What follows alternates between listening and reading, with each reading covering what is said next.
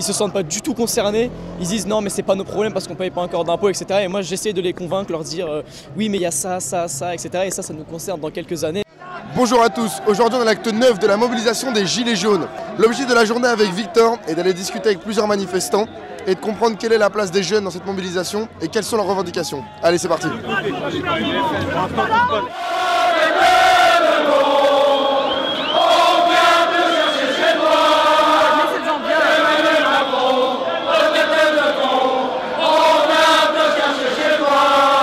Et quelle est du coup la place des jeunes aujourd'hui dans la mobilisation ?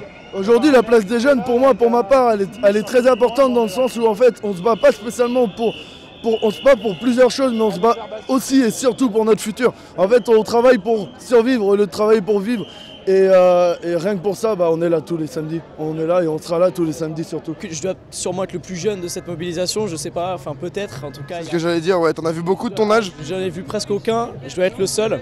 Ils se sentent pas du tout concernés, ils disent non mais c'est pas nos problèmes parce qu'on paye pas encore d'impôts, etc. Et moi j'essaie de les convaincre, leur dire oui mais il y a ça, etc. Et ça nous concerne dans quelques années, mais ils veulent rien entendre. Donc... Vous avez quel âge madame ?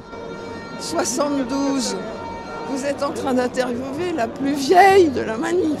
Est-ce que les jeunes ont leur place aux côtés des gilets jaunes dans la rue ?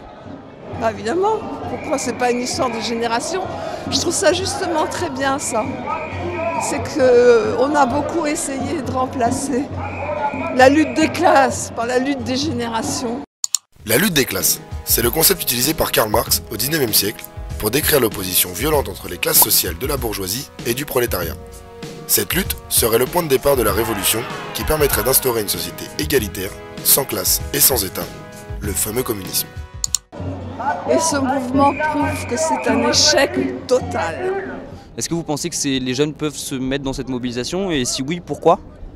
Déjà parce que c'est la question du pétrole, c'est vraiment la goutte d'eau qui a fait déborder le vase, mais c'est pas du tout ça en fait, c'est surtout une question de pouvoir d'achat qui concerne d'autant plus les jeunes. Question de qualité de vie aussi, on se rend compte mine de rien à nos âges que la qualité de vie que nos parents ont pu avoir aussi on ne l'aura pas en faisant plus d'études, en travaillant peut-être plus même, on n'aura jamais les mêmes salaires et la même qualité de vie. Moi je dirais aussi que les jeunes, il n'y a pas de jeunes et il n'y a pas de vieux, il n'y a pas de moins vieux, etc. C'est vraiment, moi je trouve là on se retrouve vraiment dans une lutte des classes. C'est-à-dire qu'effectivement depuis des années on dit que la lutte des classes ça n'existe pas, si la lutte des classes ça existe. Mais après à notre âge on a l'impression qu'ils se sentent moins concernés, c'est vrai. Au niveau des lycéens c'est sur ça, c'est sur Parcoursup, c'est sur les réformes du bac parce que moi je suis pas encore concerné parce que je suis en première ES donc j'ai encore les filières S, ES, L, mais l'année prochaine il n'y aura plus rien de tout ça, ça va être pareil, ça va être une catastrophe pour pouvoir s'orienter et pour pouvoir après plus tard savoir qui a fait quoi, qui a quelles compétences, etc. Donc c'est aussi pour ça que moi je suis là par exemple. Et vous avez peur du coup pour votre fils ? Non, j'ai pas du tout peur, j'ai totalement confiance en lui et j'ai totalement confiance en la jeunesse, même si on la voit pas aujourd'hui. Quelles sont les revendications que vous défendez aujourd'hui ? Alors en tant que Gilets jaunes, on a un panel de revendications. Maintenant les revendications principales, ça peut être le référendum d'initiative citoyenne, donc le RIC comme on peut entendre un peu partout. Ça peut être le rétablissement de l'ISF ou l'adaptation de l'ISF. L'ISF, c'est l'impôt de solidarité sur la fortune. Supprimé par Emmanuel Macron en 2018, il a été remplacé par un impôt sur la fortune immobilière, l'IFI, dans le but d'inciter les plus riches à investir dans l'économie plutôt que l'immobilier.